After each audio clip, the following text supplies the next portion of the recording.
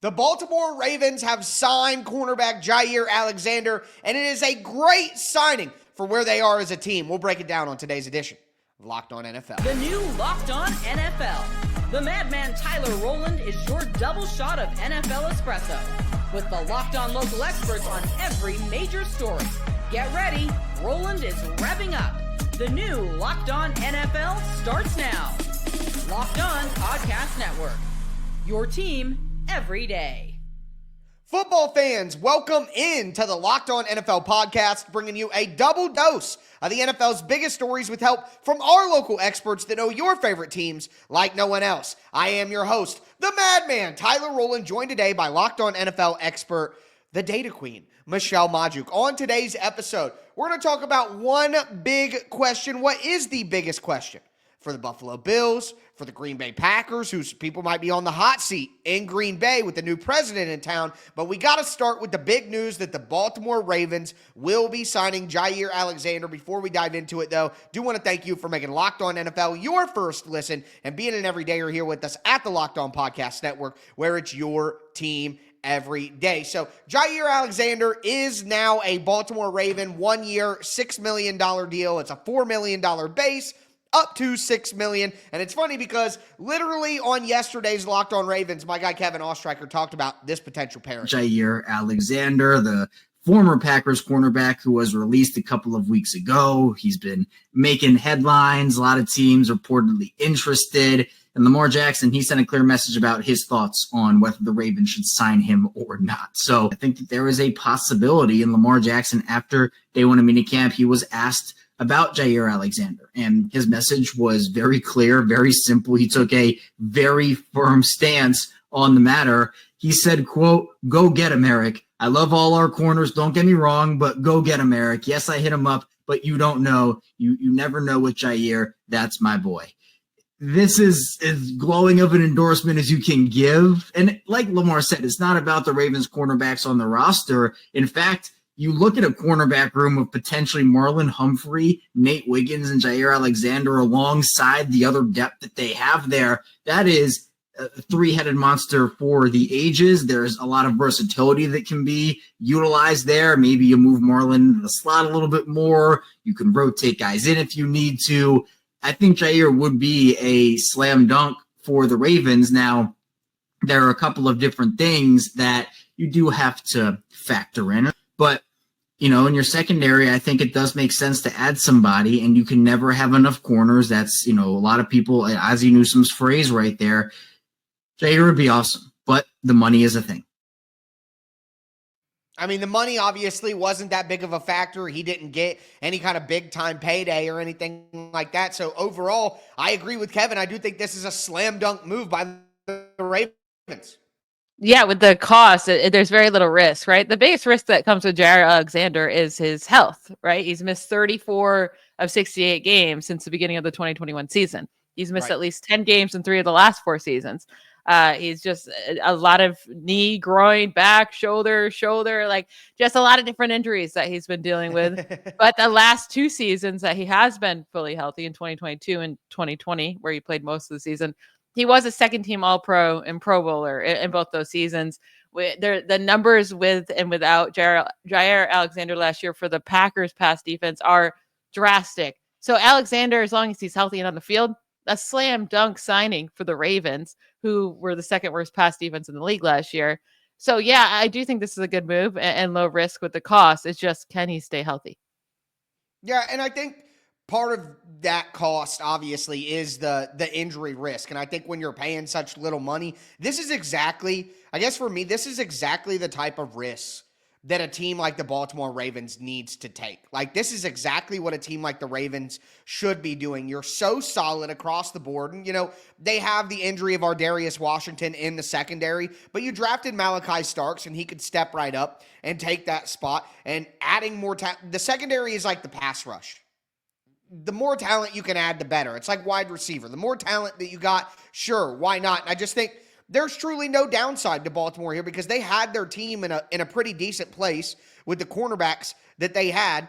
Chidobe Awuzie, they added in free agency, and he's had his injury issues as well. So I think this kind of protects it. If they can get one of Cheeto Awuzie or one of Jaire Alexander out on the field to go with Nate Wiggins, to go with Marlon Humphrey, like, then they'll be in a good spot. If both of those guys are injured at the same time, then their depth will be tested in that spot. But, considering that, there's no way that I could look at this move with the financial aspect of it and say that it's a bad deal. The question then becomes, and we are talking, what is the biggest question for teams going into training camp for the Ravens is just, can they get over the hump? And with an addition like Jaire Alexander on the defense, and then kind of a similar addition on the offensive side of the ball with DeAndre Hopkins, they're going to get Keaton Mitchell back in the backfield, and he looked pretty good before a devastating injury.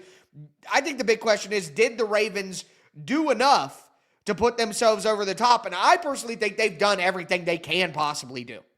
They've done everything they can, and it just seems like something happens to this team once they hit the division round or later, right? Lamar Jackson's 1-4 in the divisional round or later in his career as a starter. His numbers are not good. He has 8 total touchdowns, 8 giveaways in those 5 games, under a 60 completion percentage, and 81 passer rating. It's like something happens to Lamar where he is just not the same player as he is in the regular season once he gets deeper into the playoffs. And then also, they're always dealing with Patrick Mahomes or the Bill. Like, the AFC is just really, really hard with really good teams, right? So not only is their division hard in the regular season, then they also have to deal with the juggernauts in the playoffs. That's definitely going to be the Ravens' biggest question mark in every offseason until they can finally get to the Super Bowl.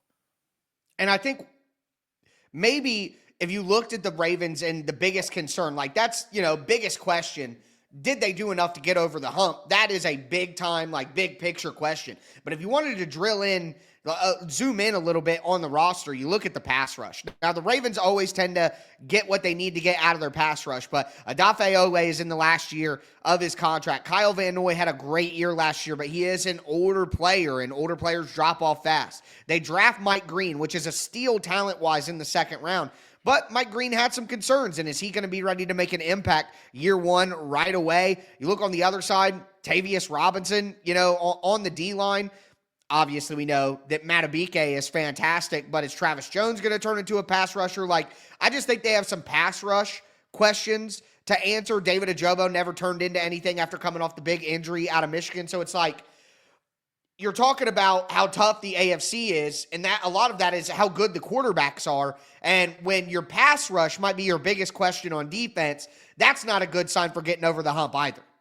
Yeah, and then on the offense, I know they added DeAndre Hopkins, but I do think he's just right. I think he's done, right? You couldn't do anything with Patrick Mahomes. I don't see it coming through. Zay Flowers is highly inconsistent. Rashad Bateman has trouble staying on the field and is inconsistent. The issues with Mark Andrews at the end of last year in that drop that pretty much lost them, kicked them out of the playoffs. And then the Derrick Henry is a beast, but he's 30. Right? So do the wheels ever fall off? There are question marks among this team, but yeah, the biggest one I did think was the pass defense, and them signing Jaire Alexander is a good step to fixing that. Yeah, and I think there's another team that we're going to talk about later in the show who I think is in a similar spot to make these kind of moves, but has kind of done it a different way, and that's the Buffalo Bills. So we'll get to them. But first, are seats hot in Green Bay? New president, they very well may be. Today's episode is brought to you by Monarch Money. Do you ever check your bank account and wonder, where did all my money go? Between dining out, online shopping, entertainment, it's easy to lose track.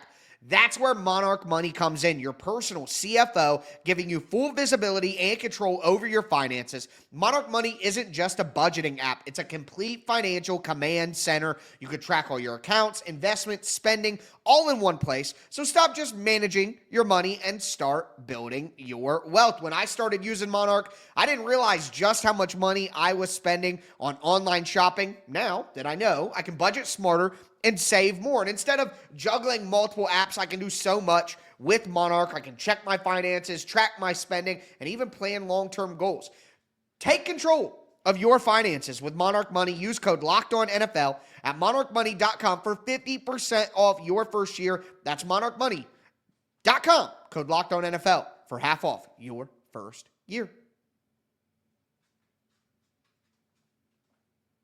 All right, Michelle, let's continue today's edition of Locked On NFL. We talked about the Baltimore Ravens signing Jaire Alexander. Good move by them. But now we need to talk about the Green Bay Packers. And we are in the middle of doing my biggest question series for each team around the NFL. And we got some recent news with the Packers that kind of ties into the biggest question, in my opinion. And the recent news is that the Packers got a new president. It used to be Mark Murphy. That's a name a lot of people. Obviously, the Packers are a different franchise than any other franchise around the NFL. They do not have a singular owner. They are a publicly owned team. Mark Murphy had been their president.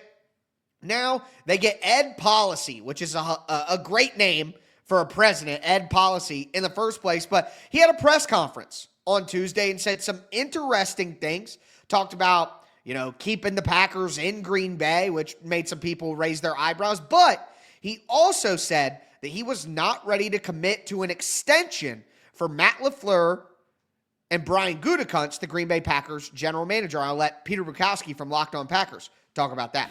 So there were 2 points in this Gutekunst-LaFleur bit of the policy discussion. And that is, okay, hey, there's 2 more years on these contracts. No extension forthcoming. Is there suddenly extra pressure because of the president change? We've talked about this in the past. My position firmly on this is you are not coming into an organization that has had really almost 40 years of stability. You went from Mike Holmgren with a little interim with Ray Rhodes. It's really, you've got Holmgren, Sherman, McCarthy, and now LaFleur. These are like decade-long regimes. Stability. You're just going to come in and wreck shop because you're in charge now? Now, look, I understand this happens in corporate America all the time. But Ed Policy is the son of Carmen Policy, who was a great front office person, executive. This is just not how good franchises are run. And I think Ed Policy knows that. Yeah, I don't think that because the Packers got a new president, they're going to come in there and just, change everything over. But the question becomes, when is this team going to take the next step? Like, Brian Gutekunst has done a good job getting a lot of B-level players, but has he gotten superstars in the draft? I don't see any superstars, and I think that's what the Packers are desperately missing. They have a very good team, but they don't have high-end playmaking veterans that make plays in the biggest moments of the biggest games. They don't have that. So it's like Green Bay, they're probably not going to make a lot of changes. Matt LaFleur is one of the best coaches in the NFL. He just keeps winning. But, I think it's fair to look at this and say, are they ever going to get over this hump of, turning into a true contender? Because it looks like it each year. And then when the games play out, they kind of just flail out and don't make the big plays in the big moments. Yeah, I think it starts with Jordan Love. They were very fast to give him a very big contract extension without showing much. And maybe that's what they had to do without it being a headache. But Love's career, I'll just count, the last 2 years he's been a starter. It's just been a roller coaster, right? The first half of his first year, not good. Second half, amazing.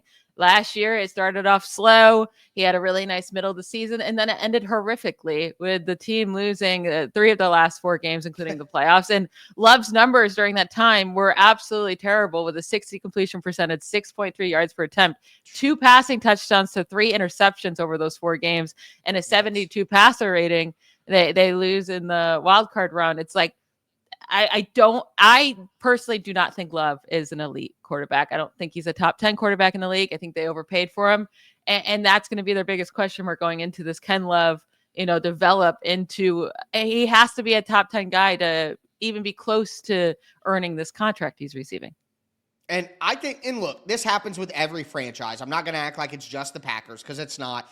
This time of year, every franchise, every fan base is doing this. But I feel like there's a ton of wish casting in Green Bay where they just kind of like, there's these guys where everyone is overrated for the Green Bay Packers because they're such a historic franchise and they win and they're consistent. It's like you can bank.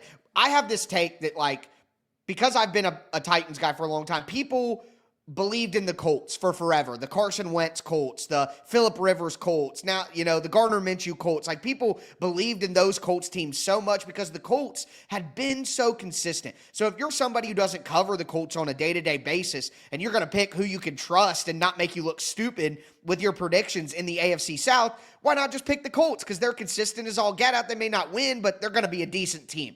I feel like Green Bay gets that bump too, where we just kind of make assumptions with the Green Bay Packers players that we don't. Like, look at their defense and show me where's the superstar talent. Like, they have Xavier McKinney, who I think is a game-changing player. Like, he's a high-level player that creates turnovers. Really like Xavier McKinney, but Lucas Van Ness needs to be a starter this year, and he's never taken that step forward. And Kenny Clark is getting older, and Rashawn Gary has been super up and down. And, I love Edgerrin Cooper. I think he's going to be amazing in his second year. He should have played more for the Packers, but they have just relied in their pass rush and on their offensive line. They don't have any super high-level players. They just have a good collection of talent, and I think that's going to make you a consistent year. It's the same thing with the wide receiver group. Like, I don't think that Matthew Golden is a number one wide receiver. So they can act like he is and they can say that he is, but I don't think that he is. He's a good number two wide receiver, in my opinion, but he's not a true one. So it's like the O-line, the pass rush, the wide receivers. They don't have any high-level, game-changing superstars. They just have a collection of good players that's better than the collection of players in most places. So they're a consistent team that wins a lot of games. But until you have high-level players in some of these important spots, you're not going to have the game-changing moments that you need to win some of these games. And if Jordan Love is more like the player that you described in that final, month of games and not the player that he was that season that they paid for, I don't see where they have that next level ability to get past some of the better teams like the Lions or like the Vikings, even if J.J. McCarthy is good, and obviously like the Eagles and the Rams. Like, I just can't put them on that level this year because they don't have players to that caliber. Yeah, their star power is really, really lacking. Where's their Puka? Where's their Jared Verse? They don't have it. Yeah, they don't. They're very much lacking. Their big signing this year was Aaron Banks at guard, and they were so pumped about it. Like, the reporters were so excited. I'm a 49ers fan. Aaron Banks, like, the 49ers losing Aaron Banks was like plus, and they have Ben Barch to cover for him now. Like, that he's replacing him, and he's not good either. But honestly, Aaron Banks is so bad, and this was their prize get in free agency, and they paid up for him. So, like, that scares me for them. Their corners, losing Jaire Alexander. So bad. It's so bad. So bad. They already were 25th in completion percentage allowed last year. So that was bad. And it only was worse with Alexander off the field last season. They allowed over a 70 opponent completion percentage when Alexander was off the field last year per Next Gen Stats. So, and they haven't done enough to fix their corners whatsoever. There's a lot of worries about this team going into this year. Yes, they'll still have a good regular season record because they're the Packers, because they have LaFleur at head coach. But I don't think they're destined for a deep playoff run. Like, they have a better floor than most teams in the NFL because they're solid in all of these different places, because the roster has a ton of B-level players on it. But, like, their ceiling, I guess, is a tad limited in my opinion because they just don't have – where's their A.J. Brown? Where's their Jalen Carter? Where, like I said, their Verse, their Puka Nacua? Where is their Amon-Ra St. Brown and their Aiden Hutchinson? Like, they don't have those high-level players, so you can only ham and egg it so long before you need the talent to step up and win those games, and I just don't think that they have it right now. But with that being said, another team that we have to ask that question about is the Buffalo Bills. Have they done enough, specifically on the defensive side of the ball, to get themselves closer to making a Super Bowl run?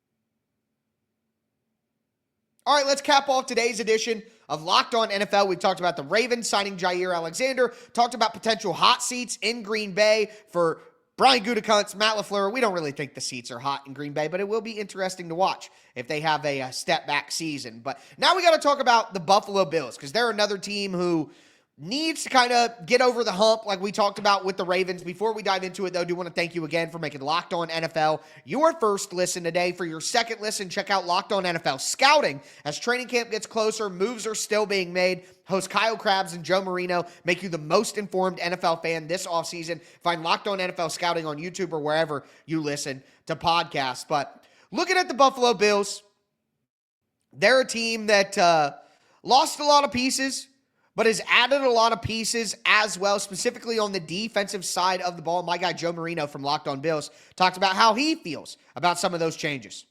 So when you consider this defensive equation and how much better it is, I mean, you can look pretty much at every position and feel like it's improved, whether it's been additions, whether it's the same players coming back with some additions, plenty of upgrades, not to mention the coaching infusion with Ryan Nielsen, Mike Pellegrino, and Jason Raprovich. That's a notable amount of coaching talent added to this defense. But I can't help but continue to think about the players that the Bills moved on from, expiring contracts that they didn't re-sign, and all of these guys that are dangling out there. Rasul Douglas, Amari Cooper, Von Miller, Austin Johnson, Quentin Jefferson, Jordan Phillips. Teams were not lining up for these players. When you think about guys that signed deals that the Bills moved on from, it's Mac Hollins, 30-something-year-old receiver, 2 years, $8.4 million. DeJuan Smoot, minimum type deal to go back to Jacksonville. Sam Martin, the punter. I mean, there just hasn't been a lot of former Bills. Quentin Morris got a minimum deal from Jacksonville. So a lot of reason to believe that you look at the departing players and the arriving players and feel like the Bills are a lot better, and they need to be on defense. We've talked a lot about the shortcomings on third down and passing defense last year, and it feels like the ingredients are in place for this to improve.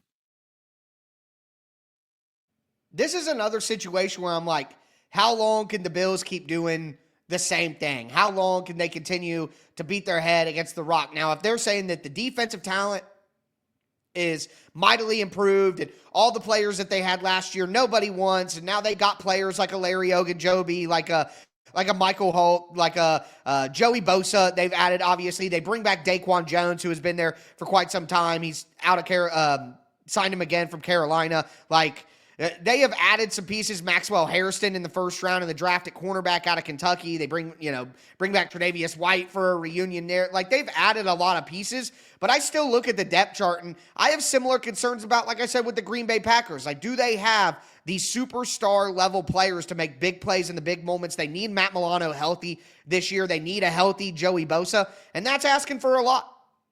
Yeah, I mean, they definitely are trying to stack up this defense because you brought up all the names they added, but they also use a draft pick on defense in every single round from rounds 1 through 6. So they're trying their hardest, and they better, because Sean McDermott, I think, if we had to put the biggest question mark of this team, I'm putting it on Sean McDermott. And not that he's a bad head coach or anything like that, but is he good enough to win the big games in the playoffs? Because it's been his defense that's been the disappointment when it comes to the playoffs. I mean, Josh Allen has done everything I feel like he possibly can to win these games. And yeah, obviously McDermott's a good head coach. The Bills have made the playoffs in 7 of 8 seasons under him. In seasons since they've had Josh Allen, they've won 10 or more games in a playoff appearance in 6 of those 7 seasons, with just the rookie season being the only one they didn't. But like, can they get past Andy Reid and the Chiefs? They've been eliminated by the Chiefs in the playoffs in 4 of the last 5 years. And then the other games, they lose to Joe Burrow. They lost to Deshaun Watson when he was good back in 2019. But the thing is, with this Bills team, in Josh Allen's 6 playoff games, the opposing quarterbacks have had a 119.5 passer rating with 16 total touchdowns to 1 giveaway. These are in Josh Allen's playoff losses. 31 points per game these opponents have averaged. So it's like you're asking Josh Allen to do literally everything. And Sean McDermott's defense is failing, and his coaching is failing compared to these other great coaches in the AFC. And that's a worry. And you have to wonder, Joe Brady, offensive coordinator, he got Josh Allen back on track after losing Brian Dable, and they went with, Ken Dorsey, and they had to go through guys, but Joe Brady is the guy who's got him back on track. And then they bring in Bobby Babich as the defensive coordinator, was highly sought after. They promoted him. He was a guy who could have gone elsewhere. He had tons of interviews to be a defensive coordinator, and, you get that promotion, you get the defensive coordinator there. if you're Sean McDermott and we're losing because of your defense and we've been doing this forever and ever, what if they say, we're seeing this happen sometimes, Sean McDermott, you're out. We're just going to promote the offensive coordinator and you're going to be the head coach. We already like the defensive coordinator, the young, talented guy who we have in place. Let's just move out the guy who's been here forever and get some new voices in here, but keep some continuity. I think that could be the next step for Buffalo if they were to have a disappointing season. It almost has to be, right? Because the Bills, since 2018, since drafting Josh Allen, they have 84 wins total, including the playoffs. The only team that has more wins in that span is the Chiefs. But the Chiefs have 5 Super Bowl appearances during that span, and the Bills have 0. Like, at a certain point, you have to look at the head coach and say, it's cool, you're winning a lot of games, but you're not getting to the biggest game of the year, and you're not able to get over that hump. And I do think Sean McDermott is that type of guy that he might just never get there. And I don't think he gives off the vibes enough where it's like, you cannot lose him. Like a Mike Tomlin, right? Where he brings in players, right? Because he's such a player's coach and guys want to play for him. And Sean McDermott doesn't offer that. So I do think he's the biggest question mark, and he should be worried about his seat coming up. He's on the hot seat, I think. I agree, especially with two really good coaches that are well respected around the league under him. Like, they could be easy people to just elevate and say, hey, we just need a change. We just need something new. We just need something fresh. But I think there are a lot of teams, honestly, around the NFL that might be in that spot. Like, I keep looking at your 49ers. You know what I mean? Like, I know that they're very successful. I know that, but that success level creates expectations that may cause movement. You know what I mean? So there are some people on good teams like a Sean McDermott who I think secretly could be on the hot seat. That could be a good conversation for later on in the summer, of course. But with that being said, that is going to do it for today's edition of Locked On NFL. I am your host, the Madman, Tyler Rowland, for my co-host, the Data Queen, Michelle Majuk, as we tell you every single episode. Thanks for tuning in. Stay safe out there. Bye, y'all.